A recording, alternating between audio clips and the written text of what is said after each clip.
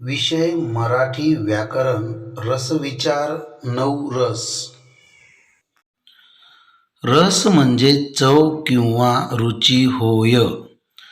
माणसाच्या मनात वेगवेगळ्या भावना असतात. काही भावना स्थिर व कायमस्वरूपी असतात. उदाहरणार्थ आनंद, दुःख, राग, भीती इत्यादी. मराठी साहित्य लेखनात गद्य आणि पद्य या प्रकारात अनेक विविध भावनांचे आविष्करण होते. याच भावनांना रस असे म्हणतात. एकूण 9 रस आहेत. पहिला करुण रस, दुसरा शृंगार रस, तिसरा वीर रस, चौथा हास्यरस, पाचवा रौद्र रस, सहावा भयानक रस, सातवा बीभत्स रस, आठवा अद्भुत रस व 9वा शांत रस. रसाचा पहिला प्रकार करुण रस म्हणजेच दुःखदायक भावना होय. दुःख, शोक, वियोग, दैन्य, क्लेशकारक घटना इत्यादीचे साहित्यातील वर्णन म्हणजेच करुण रस होय.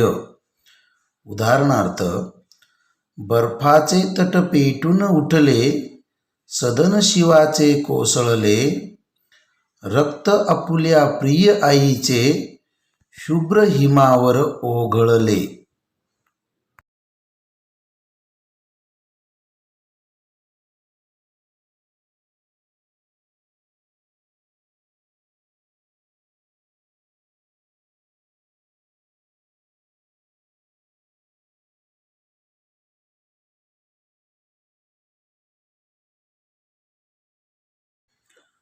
दुसरा प्रकार शृंगार रस म्हणजेच प्रेम भावना. साहित्यातील स्त्री पुरुषांना एकमेकांविषयी वाटणाऱ्या आकर्षणाचे, प्रेमाचे, त्यांच्या भेटीची व्याकुळ ओढ, विरह, उत्कट प्रीती यांचे साहित्यातील वर्णन म्हणजेच शृंगार रस होय. उदाहरणार्थ तू दूर दूर तेथे, हुर हुर मात्र येते, विरहात रात मोठी, प्रेमी जनास वाटे.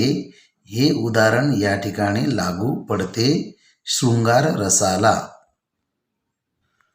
रसाचा तिसरा प्रकार वीर रस. शौर्याची भावना, पराक्रम, शौर्य, धाडस, लढाऊ वृत्ती यांचे साहित्यातील वर्णन म्हणजे वीर रस होय. उदाहरणार्थ खबरदार जर टाच मारुनी, जाल पुढे चिंधड्या, उडवीन राई राई एवढ्या. हे उदाहरण ह्या ठिकाणी वीर रसासाठी लागू पडते. रसाचा चौथा प्रकार हास्यरस म्हणजेच विनोदी भावना. विनोद, विसंगती, विडंबन, चेष्टा, मस्करी, असंबद्ध घटना यांचे साहित्यातील वर्णन म्हणजेच हास्यरस होय. उदाहरणार्थ तू छोकरी नहीं सुंदरी, मिस्किल बाल सुंदरी, काळा कभिन्न मी फत्तरी, तू काश्मीरातील गुलदरी. हे उदाहरण हास्यरसासाठी या ठिकाणी लागू पडते. रौद्र रस म्हणजेच रागाची तीव्र भावना. क्रोध, संताप, निसर्गाचे प्रलयकारी रूप, विध्वंस यांचे साहित्यातील वर्णन म्हणजेच रौद्र रस होय. उदाहरण अर्थ, डमडमत डमरुये, खणखणत सुलये, शंख फुंकीत येई येई रुद्रा. हे उदाहरण रौद्र रसासाठी या ठिकाणी लागू पडते.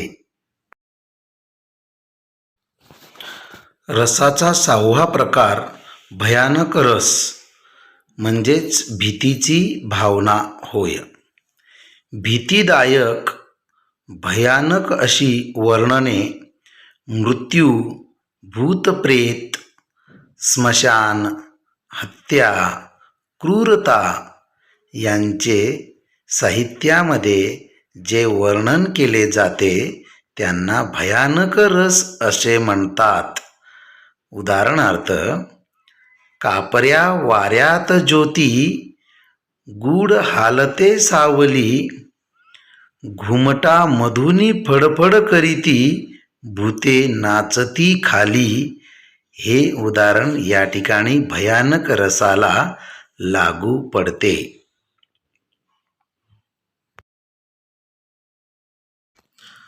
रसाचा 7वा प्रकार बीभत्स रस, किळसवाणी घाणेरडी भावना होय. किळस, ओंगाळवाणे, तिरस्कार जागृत करणाऱ्या भावनांचे साहित्यातील वर्णन म्हणजे बीभत्स रस होय. उदाहरणार्थ, कित्येक दिवस आंघोळ नसल्यामुळे त्या भिकाऱ्याच्या अंगावर मळाचे थर साचले होते. जाड जाड केसातून उवा साठल्या होत्या आणि अंगावरील जखमांतून किडे लवलवत होते. हे उदाहरण या किळसवाण्या घाणेरड्या भावनेच्या माध्यमातून म्हणजेच बीभत्स रसाचं उदाहरण या ठिकाणी आपल्याला सांगता येईल. रसाचा 8वा प्रकार अद्भुत रस म्हणजेच आश्चर्यकारक भावना होय. विस्मयकारक, आश्चर्यकारक, अजब, अद्भुतरम्य भावनांचे साहित्यातील वर्णन म्हणजेच अद्भुत रस होय. उदाहरण अर्थ, डोंगरी उडाला तळ्यात बुडाला, पाण्यामध्ये चंद्रकोर टवकारून बघ, झाड झाली वेडी पिसी, खुळी लगबग. हे उदाहरण या ठिकाणी अद्भुत रस म्हणजेच आश्चर्यकारक भावनासाठी लागू पडते.